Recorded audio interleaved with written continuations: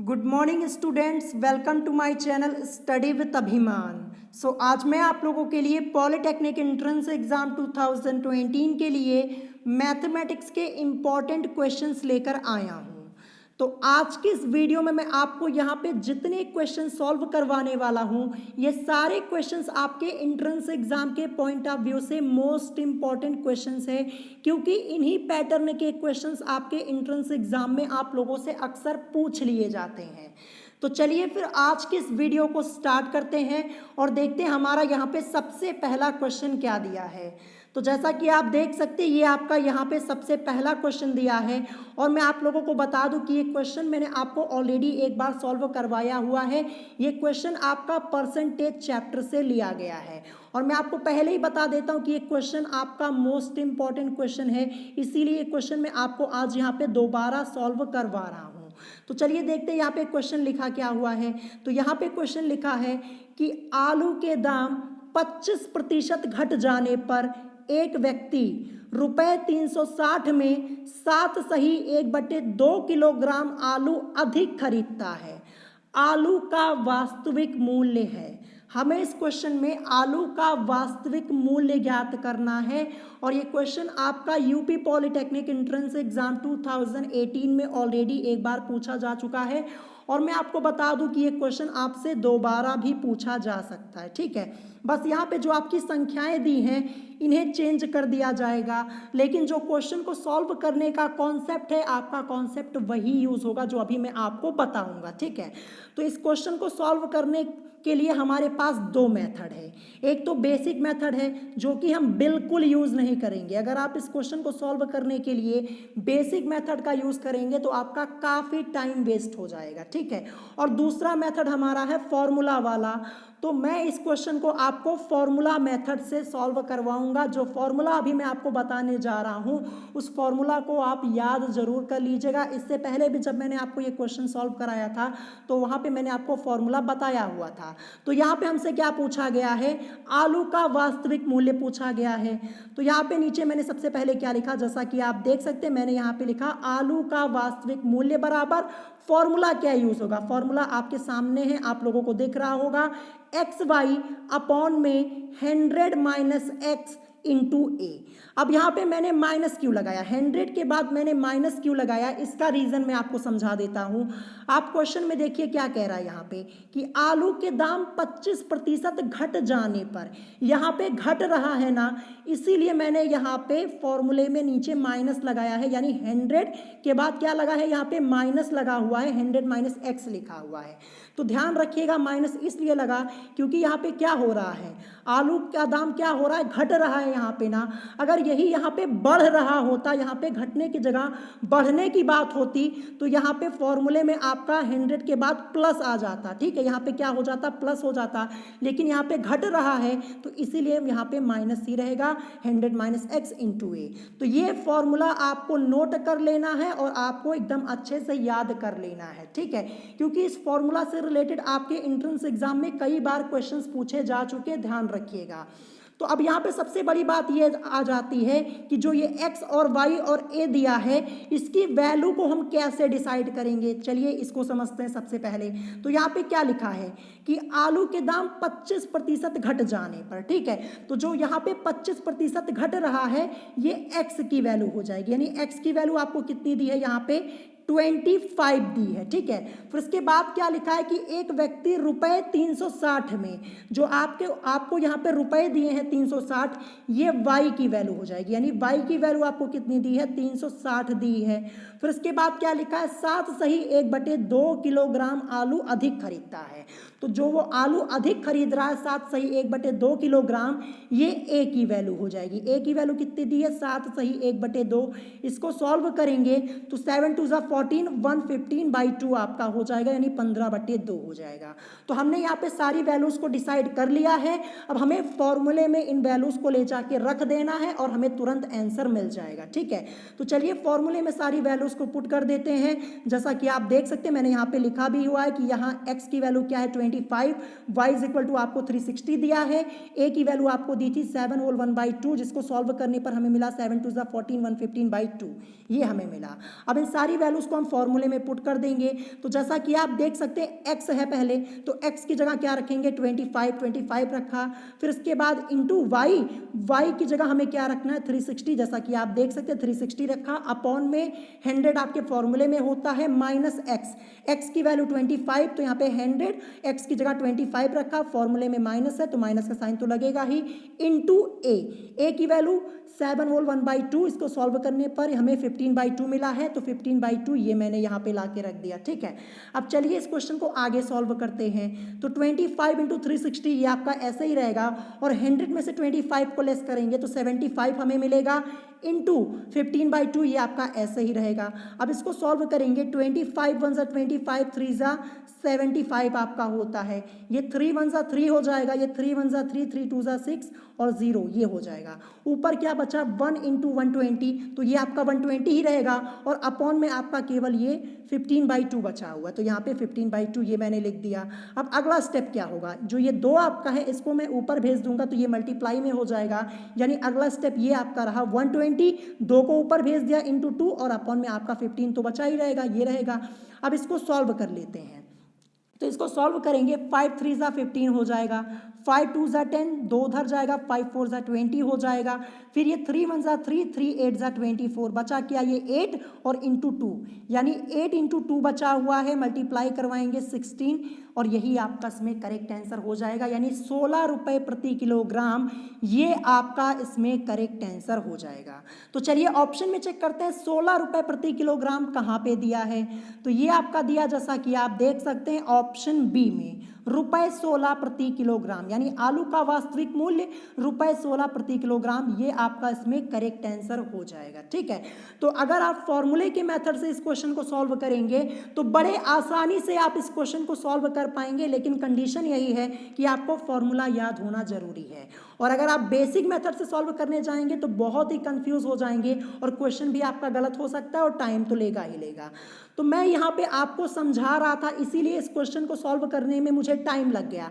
अगर सिर्फ मुझे सॉल्व ही करना होता तो मैं बड़े आसानी से इस क्वेश्चन को 1 मिनट के अंदर सॉल्व कर देता, लेकिन यहाँ पे समझाना भी था इसीलिए टाइम लग गया। तो आशा करता हूँ ये क्वेश्चन आप लोगों को समझ में आ गया होगा। तो इस क्वेश्चन की प्रैक्टिस 2 से 3 बार जरूर कर लीजिएगा, ये दोबारा भी आपसे पूछा जा सकता है। कॉन्सेप्ट आपका यही लगेगा, फॉर्मूला यही लगेगा, चाहे यहाँ पे संख्याएं कुछ भी लिखी हो, इससे कोई फर्क नहीं पड़ता है। ठीक है, अब चलिए बढ़ते हैं नेक्स्ट क्वेश्चन की तरफ। Question number second, question number second most important question है ये आपका। हो सकता है कि इस बार के एंट्रेंस एग्जाम में ये क्वेश्चन आप लोगों से पूछ लिया जाए, क्योंकि अभी तक आपके एंट्रेंस एग्जाम में ये क्वेश्चन नहीं पूछा गया है। ठीक है, और ये क्वेश्चन आपकी बुक में दिया हुआ है, अगर आप अरिहंत की बुक से पढ़ते हैं तो वहाँ पे परसेंटेज वाले चैप्टर में ये क्वेश्चन आपको दिया गया है। तो चलिए देखते हैं क्वेश्चन लिखा क्या है। यहाँ पे आपका क्वेश्चन लिखा है कि आमों के मूल्य में 20% की वृद्धि हो जाने से एक व्यक्ति को ₹40 में 4 आम कम मिलते हैं। वृद्धि से पहले 15 आमों का मूल्य क्या था? क्या पूछा गया है कि वृद्धि से पहले 15 आमों का मूल्य क्या था? तो हम इस क्वेश्चन को भी फॉर्मूला मेथड से सॉल्व करने वाले हैं, बेसिक मेथड का यूज बिल्कुल नहीं करेंगे। ठीक है, अगर आप अपनी बुक में चेक करेंगे, आपके पास अरिहंत की बुक होगी तो आप उसमें चेक कर सकते हैं, ये क्वेश्चन बेसिक मेथड से सॉल्व किया गया है, आपको कुछ समझ में नहीं आएगा वहाँ पे। ठीक है, काफ़ी लेंथी प्रोसेस यूज की गई है, तो हम यहाँ पे बेसिक मेथड का यूज ना करके फॉर्मूला यूज करेंगे। ठीक है, तो इस क्वेश्चन को सॉल्व करने के लिए हमें 2 स्टेप यहाँ पे ध्यान देने। सबसे पहला स्टेप हमें क्या करना है, हमसे यहाँ पे 15 आमों का मूल्य पूछा गया है वृद्धि से पहले। तो सबसे पहले हम क्या करेंगे कि आम का प्रारंभिक मूल्य निकाल लेंगे। सबसे पहला स्टेप हमें यह करना है कि हम यहाँ पे आम का प्रारंभिक मूल्य निकाल लेंगे। तो जैसा कि आप देख सकते हैं, मैंने यहाँ पे क्या लिखा, आम का प्रारंभिक मूल्य बराबर फॉर्मूला जो अभी हमने ऊपर यूज किया था उसी टाइप का फॉर्मूला यहाँ पे यूज होगा, लेकिन थोड़ा डिफरेंट है। ठीक है, अभी मैं आपको बताऊंगा क्या डिफरेंट है। यहाँ पे फॉर्मूला यहाँ पे मैंने लिखा XY अपॉन में 100 प्लस एक्स मैंने यहाँ पे लिखा, ऊपर हमने माइनस एक्स लिखा था, 100 के बाद माइनस लगा था, लेकिन यहाँ पे प्लस एक्स और इंटू ए होगा। अब यहाँ पे प्लस क्यों लगाया, इसका रीजन मैं आपको समझा देता हूँ। यहाँ पे क्या लिखा है कि आमों के मूल्य में 20% की वृद्धि हो जाने से, यहाँ पे वृद्धि हो रही है, इसीलिए फॉर्मूले में हमारा प्लस आ जाएगा। बस इतना आपको ध्यान रखना है। अब हम यहाँ पे x और y की वैल्यू को डिसाइड कर लेते हैं। तो यहाँ पे x की वैल्यू ये हो जाएगी जो लिखा है आमों के मूल्य में 20% की वृद्धि हो जाने से, तो x की वैल्यू हमें यहाँ पे 20 दी हुई है। फिर उसके बाद क्या लिखा है कि एक व्यक्ति को रुपए 40 में, जो रुपए दिए हैं 40, यहाँ पे ये y की वैल्यू हो जाएगी, y की वैल्यू 40, 4 आम कम मिलते हैं तो a की वैल्यू यहाँ पे 4 हो जाएगी। अब कुछ नहीं करना, इन सारी वैल्यूज को ले जाके इस फॉर्मूले में रख देना है। तो चलिए इस फॉर्मूले में हम वैल्यूज को रख देते हैं। मैंने यहाँ पे लिखा भी है कि x is equal to 20, y is equal to 40 दिया है और a इज इक्वल टू 4 दिया है, अभी मैंने आपको ऊपर ही समझाया। अब फॉर्मूले में वैल्यूज को हम यहाँ पे पुट कर देते हैं। तो यहाँ पे x की वैल्यू 20, y की वैल्यू क्या है 40, तो 40 इंटू 40 कर दिया, अपॉन में 100 फॉर्मूले में है, प्लस x की वैल्यू 20 है तो यहाँ पे 20 रखा, इंटू a की वैल्यू कितनी है 4 है तो यहाँ पे 4 रख दिया। ठीक है, अब चलिए आगे इसको सॉल्व करते हैं क्वेश्चन को। तो 20 इंटू 40 आपका ऐसा ही रहेगा 100 और प्लस यहाँ पे 20, यानी 100 प्लस 20 आपका 120 हो जाएगा, और इंटू 4 ये तो आपका ऐसे ही रहेगा। अब चलिए इसको सॉल्व करते हैं। तो 21 सा 26 जा 120 आपका हो जाएगा। ठीक है, यहाँ पे ये 4 1 सा 4, 4 10 सा 40 हो जाएगा, तो 1 इंटू 10 तो 10 हो जाएगा, और अपॉन में आपका 6 और ये 1, 6 इंटू 1 6 ही होगा, तो यहाँ पे 6 लिख दिया। अभी इसको हम और सॉल्व कर सकते हैं। 2 5 जा 10 हो जाएगा और 2 3 जा 6, यानी 5/3। क्या मिला हमें, आम का प्रारंभिक मूल्य 5/3 रुपए ये हमें यहाँ पे मिल चुका है। ठीक है, जब हमें प्रारंभिक मूल्य मिल चुका है तो हम बड़ी आसानी से यहाँ पे 15 आमों का मूल्य ज्ञात कर सकते हैं। क्या पूछा गया क्वेश्चन में कि वृद्धि से पहले 15 आमों का मूल्य क्या था, 15 आमों का मूल्य ज्ञात करना था हमें यहाँ पे।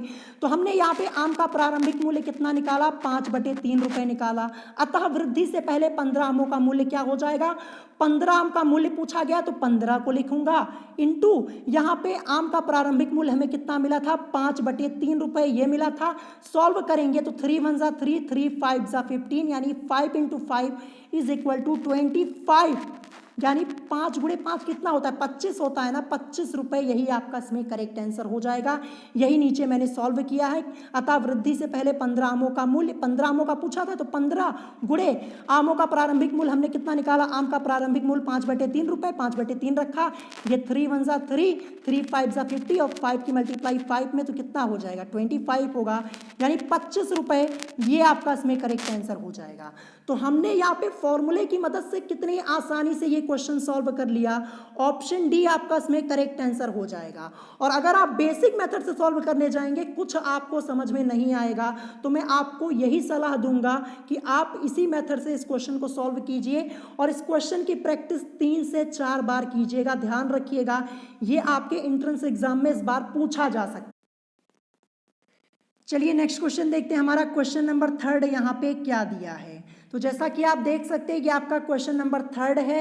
यहाँ पे आपका क्वेश्चन क्या लिखा है, यहाँ पे आपका क्वेश्चन लिखा है कि यदि 4 वस्तुओं का क्रय मूल्य 3 वस्तुओं के विक्रय मूल्य के बराबर हो तो लाभ प्रतिशत होगा। यहाँ पे आपसे क्वेश्चन में पूछा क्या गया है, लाभ प्रतिशत आपको यहाँ पे ज्ञात करना है। ठीक है, तो मैं आपको बता दूं कि ये क्वेश्चन आपका मोस्ट इंपॉर्टेंट क्वेश्चन है, ये आप ध्यान रखिएगा, क्योंकि इस टाइप के क्वेश्चंस आपके एंट्रेंस एग्जाम में आप लोगों से अक्सर पूछ लिए जाते हैं। और ये भी क्वेश्चन आपका यूपी पॉलिटेक्निक एंट्रेंस एग्जाम 2018 में ऑलरेडी एक बार पूछा जा चुका है, जैसा कि आप यहाँ पे देख सकते हैं। ठीक है, और ये क्वेश्चन आपका लिया गया है प्रॉफिट एंड लॉस वाले चैप्टर से। ठीक है, और ये चैप्टर मैंने आपको लास्ट ईयर ऑलरेडी पढ़ाया हुआ है और ये क्वेश्चन भी मैंने आपको लास्ट ईयर सॉल्व करवाया हुआ था। ठीक है, तो चलिए फिर हम इस क्वेश्चन को सॉल्व करना स्टार्ट करते हैं। तो इस क्वेश्चन को सॉल्व करने के लिए हमारे पास 2 मेथड हैं। सबसे पहला मेथड आपका बेसिक मेथड होगा, जिसका यूज़ हम बिल्कुल नहीं करेंगे।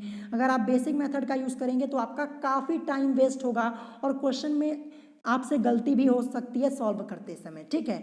तो हम इस क्वेश्चन को सॉल्व करेंगे फॉर्मूला वाले मेथड से, ठीक है। अभी मैं आपको इस क्वेश्चन को सॉल्व करने के लिए एक फॉर्मूला बताऊंगा, बड़े आसानी से आप 1 मिनट के अंदर इस क्वेश्चन को सॉल्व कर देंगे, ठीक है। मैं आपको यहाँ पे क्वेश्चन डिटेल में समझा रहा हूँ, इसीलिए मुझे टाइम लग रहा है। अगर मुझे सिर्फ ये क्वेश्चन सॉल्व करना होता तो 1 मिनट से कम में भी ये क्वेश्चन मैं सॉल्व कर देता, ठीक है। तो चलिए सबसे पहले मैं आपको इसका फॉर्मूला बता देता हूँ। यहाँ पे आपसे लाभ प्रतिशत पूछा गया है, तो इसके लिए हमारा फॉर्मूला क्या होता है, प्रतिशत लाभ बराबर आपका होता है वस्तुओं का अंतर अपॉन में आपका होता है विक्रय मूल्य की वस्तुएं और इनटू 100। ये फॉर्मूला होता है इन टाइप के क्वेश्चन को सॉल्व करने के लिए, ठीक है। अगर आपको ये फॉर्मूला याद है तो इस क्वेश्चन को आप 1 मिनट से भी कम में सॉल्व कर देंगे, ठीक है। तो चलिए हम यहाँ पे वैल्यूज को डिसाइड कर लेते हैं। सबसे पहले यहाँ पे क्या लिखा है, वस्तुओं का अंतर। अब वस्तुओं का अंतर कैसे डिसाइड करेंगे, तो चलिए ऊपर आते हैं। यहाँ पे क्या लिखा है, यदि 4 वस्तुओं का क्रय मूल्य 3 वस्तुओं के विक्रय मूल्य के बराबर हो। यहाँ पे 4 वस्तुएं, यहाँ पे 3 वस्तुएं, यही आपका अंतर हो जाएगा, यानी 4 में से 3 को हम कर देंगे लेस। तो ये आपका क्या हो गया, ये वस्तुओं का अंतर हो गया। तो वस्तुओं का अंतर यहाँ पे मैंने क्या ला के रख दिया, 4 - 3, ये मैंने यहाँ पे ला के रख दिया। फिर अपॉन में फॉर्मूले में आपके क्या है, विक्रय मूल्य की वस्तुएं। तो चलिए देखते हैं विक्रय मूल्य की वस्तुएं। यहाँ पे क्या लिखा है, 4 वस्तुओं का क्रय मूल्य 3 वस्तुओं के विक्रय मूल्य के बराबर हो, यानी विक्रय मूल्य की वस्तुएं कितनी हैं, 3 हैं। तो इस 3 को ले जाके रख देंगे नीचे, यहाँ पे विक्रय मूल्य की वस्तुओं की जगह क्या रख देंगे, 3। यहाँ पे 3 रख दिया और फॉर्मूले में आपका 100 होता ही है तो 100 कर दिया। अब इसको सॉल्व करेंगे तो 4 में से 3 को लेस करूंगा 1, अपॉन में 3 आपका है ही और इंटू 100 आपके फॉर्मूले में है। इसको सॉल्व करेंगे, 1 की मल्टीप्लाई 100 में तो 100 आएगा और अपॉन 3 आपका हो गया। अब 100 में यहाँ पे 3 से डिवाइड कर देंगे तो 3 3 जा 9 हो जाएगा। 10 में से 9 को लेस करेंगे 1, यहाँ पे 0 फिर से यहाँ पे उतार देंगे तो 3 3 जा 9 और 10 में से 9 जाएगा यहाँ पे 1, यानी 33 होल 1/3%, यानी 33 लिखूंगा। फिर यहाँ पे 1 और बटे 3, यानी 33 होल 1/3, यानी 33 सही 1/3%। ये आपका इसमें करेक्ट आंसर हो जाएगा। तो कितनी आसानी से हमने इस क्वेश्चन को सॉल्व कर लिया, 33 सही 1/3%, ये आपका इसमें करेक्ट आंसर हो जाएगा। चलिए ऑप्शन में चेक करते हैं कहाँ पे दिया, तो ये आपका दिया है ऑप्शन बी में। ऑप्शन बी आपका इसमें करेक्ट आंसर हो जाएगा, 33 सही 1/3%। तो आपको ये फॉर्मूला याद रखना है बस। ये क्वेश्चन आपसे दोबारा भी पूछा जा सकता है, बस यहाँ पे जो आपकी संख्याएं हैं ये चेंज कर दी जाएंगी, बस फॉर्मूला तो आपका यही यूज होगा। तो आप इस क्वेश्चन की प्रैक्टिस कर लीजिएगा, फॉर्मूले को याद कर लीजिएगा। अब चलिए बढ़ते हैं नेक्स्ट क्वेश्चन की तरफ, क्वेश्चन नंबर 4। तो क्वेश्चन नंबर 4 ये भी आपका मोस्ट इंपॉर्टेंट क्वेश्चन है, क्योंकि इस टाइप का क्वेश्चन आपके एंट्रेंस एग्जाम में कई बार पूछा जा चुका है। और ये वाला जो क्वेश्चन है ये आपका यूपी पॉलिटेक्निक एंट्रेंस एग्जाम 2019 में, यानी लास्ट ईयर के एंट्रेंस एग्जाम में ही पूछा गया था। तो चलिए देखते हैं यहाँ पे क्वेश्चन क्या लिखा है। यहाँ पे लिखा है दो बहुपदों px = 4x² x² - 3x + 2 और qx = आपको यहाँ पे दिया है 12x x - 2 x² - 4 का महत्तम समापवर्तक 4x x - 2 है, बहुपदों का लघुत्तम समापवर्त्य है। हमें यहाँ पे बहुपदों का एलसीएम फाइंड आउट करना है, एलसीएम हमें यहाँ पे ज्ञात करना है, ठीक है। तो इस क्वेश्चन को सॉल्व करने के लिए हमारा एक फॉर्मूला होता है। चलिए सबसे पहले मैं आपको फॉर्मूला समझा देता हूँ, फॉर्मूला समझ जाएंगे तो क्वेश्चन बड़ी आसानी से आप सॉल्व कर पाएंगे और 1 से 1.5 मिनट के अंदर ये क्वेश्चन आप बड़े आसानी से सॉल्व कर देंगे, ठीक है। तो सबसे पहले आपको ये पता होना चाहिए कि px × qx = आपका होता है लघुत्तम समापवर्त्य गुणे महत्तम समापवर्तक। अब यहाँ पे px और qx क्या है, जैसा कि आप देख सकते हैं यहाँ पे लिखा है ना कि दो बहुपदों, तो px आपका ये पहला बहुपद हो गया और जो qx आपका हो गया ये दूसरा बहुपद हो गया, ठीक है। ये आपको ध्यान रखना है, तो यही नीचे मैंने यहाँ पे लिखा हुआ है। क्योंकि हमसे यहाँ पे क्वेश्चन में लघुत्तम समापवर्त्य यानी एलसीएम पूछा गया है, तो यहाँ पे लघुत्तम समापवर्त्य बराबर आपका क्या हो जाएगा, px × qx और अपॉन में आपका महत्तम समापवर्तक हो जाएगा। तो ये सारी वैल्यूज आपको क्वेश्चन में दी हैं। px की वैल्यू कितनी दी है आप देख सकते हैं, px = ये आपको दिया है 4x² x² - 3x + 2। इसी वैल्यू को ले जाके हम इसमें रख देंगे इस फॉर्मूले में, px की जगह 4x² x² - 3x + 2 ये रखा। इसके बाद फॉर्मूले में इंटू है तो इंटू लगाया, qx की जगह क्या दिया है, qx की जगह आपको दिया है 12x x - 2 और x² - 4। ये ले जाके हम यहाँ पे रख देंगे। तो 12x x minus 2 x square minus 4 ये रखा। फिर अपॉन में आपका महत्तम समापवर्तक कितना दिया है क्वेश्चन में, ये आपका दिया है 4x x माइनस 2, ये ले जाके हम यहाँ पे रख देंगे। हमने रख दिया 4x x माइनस 2 महत्तम समापवर्तक की वैल्यू। अब कुछ नहीं करना, सीधे सीधे हम इसको सॉल्व कर लेंगे। तो यहाँ पे ये 4x ये एक बार जाएगा और यहाँ पे 4 3 जा 12 हो जाएगा और x से x तो कैंसिल ही हो जाएगा, तो यहाँ पे 3 बचा और यहाँ पे 1 हो गया। ये x माइनस 2 से ये x माइनस 2 कैंसिल हो गया और हमारा क्वेश्चन अब यहाँ पे सॉल्व हो चुका है। यहाँ पे 4x स्क्वायर लिखा है और यहाँ पे 3 है, तो 4x स्क्वायर की मल्टीप्लाई इस 3 में करवा देंगे। तो 4 3 जा 12 और x स्क्वायर तो आपका ऐसे ही रहेगा, तो 12x स्क्वायर, फिर उसके बाद x square minus 3x plus 2 ये आपका ऐसे ही रहेगा। और लास्ट में हमारा बचा है यहाँ पे ये x स्क्वायर माइनस 4, तो x स्क्वायर माइनस 4 ये लिख दिया। ठीक है, तो हमें यहाँ पे एलसीएम क्या मिल गया, यानी लघुत्तम समापवर्ती हमें मिल गया 12x square x square minus 3x plus 2 और x स्क्वायर माइनस 4। यही तो हमारा यहाँ पे बचा हुआ है, क्योंकि ये तो हमारा कैंसल आउट हो गया x माइनस 2 और यहाँ से 4x और इसको हमने सॉल्व किया था, तो यहाँ पे 4 1 जा 4 3 जा 12 और x से x हमारा कैंसिल हो गया था। तो यहाँ पे हमारा एलसीएम हमें क्या मिल गया, 12x square minus 3x plus 2 और x स्क्वायर माइनस 4। चलिए ऑप्शन में चेक करते हैं कहाँ पे दिया है, तो ये आपका दिया है ऑप्शन डी में, यानी 12x square minus 3x plus 2 और x square minus 4। Option D आपका इसमें करेक्ट आंसर हो जाएगा। तो बहुत ही इजी क्वेश्चन था, लेकिन अगर आप इसे पहली बार देखते तो आप थोड़ा कंफ्यूज हो जाते कि कैसे हम इस क्वेश्चन को सॉल्व करें। तो इस क्वेश्चन की प्रैक्टिस कर लीजिएगा, क्योंकि इस टाइप का क्वेश्चन आपके एंट्रेंस एग्जाम में कई बार पूछा जा चुका है। जो यहाँ पे आपके बहुपद दिए गए हैं ये चेंज कर दिए जाते हैं, बस कॉन्सेप्ट आपका यही लगेगा, ध्यान रखिएगा। ठीक है, तो इस क्वेश्चन की प्रैक्टिस कर लीजिएगा। अब चलिए देखते हैं आज का लास्ट क्वेश्चन, क्वेश्चन नंबर 5। तो क्वेश्चन नंबर 5 ये भी आपका मोस्ट इंपॉर्टेंट क्वेश्चन है। क्वेश्चन क्या लिखा है कि दी गई संख्या 6 की पावर 7 इंटू 35 की पावर 3 इंटू 11 की पावर 10 में कितनी अभाज्य संख्याएं हैं। हमें यहाँ पे अभाज्य संख्याएं ज्ञात करनी है कि कितनी अभाज्य संख्याएं हैं।